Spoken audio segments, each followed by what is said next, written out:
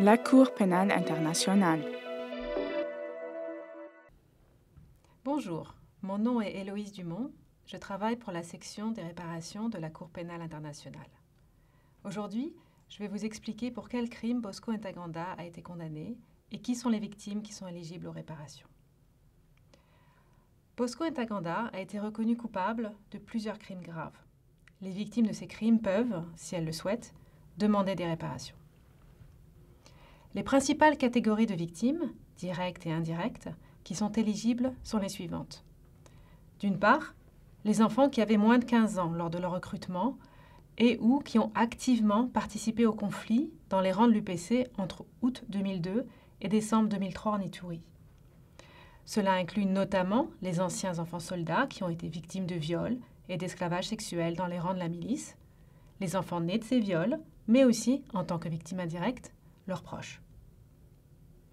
Il s'agit aussi des membres de la population civile qui ne participaient pas aux hostilités et qui ont subi un préjudice en raison des crimes commis pendant les attaques dans certaines localités de la chefferie de Banialikilo en novembre et décembre 2002, notamment à Mont-Walou, et de la chefferie de Walandou-Tchatsi en février 2003, notamment en Kobu, Bambou et Lipri, et pour lesquels M. Ntaganda a été condamné.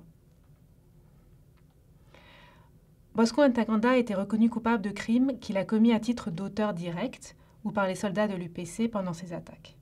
Il s'agit notamment des crimes suivants: le meurtre, et dans certains cas spécifiques, la tentative de meurtre, le viol et l'esclavage sexuel, la persécution, le pillage et la destruction de biens, le transfert forcé de population, les attaques dirigées contre des civils. Enfin, M. Ntaganda a été condamné pour avoir dirigé une attaque contre le centre de santé de Sayo. Attention, les juges n'ont pas reconnu que tous ces crimes ont été commis dans toutes les localités de ces chefferies. Les juges, en se basant sur les preuves présentées lors du procès, ont jugé M. Ntaganda responsable de certains crimes très spécifiques et dans certaines localités uniquement envers certaines personnes.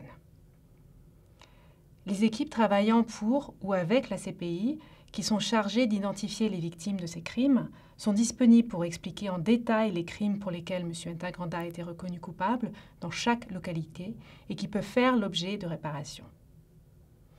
La semaine prochaine, j'aborderai le sujet des réparations dans les affaires Lubanga et Ntaganda. Restez à l'écoute. La Cour pénale internationale.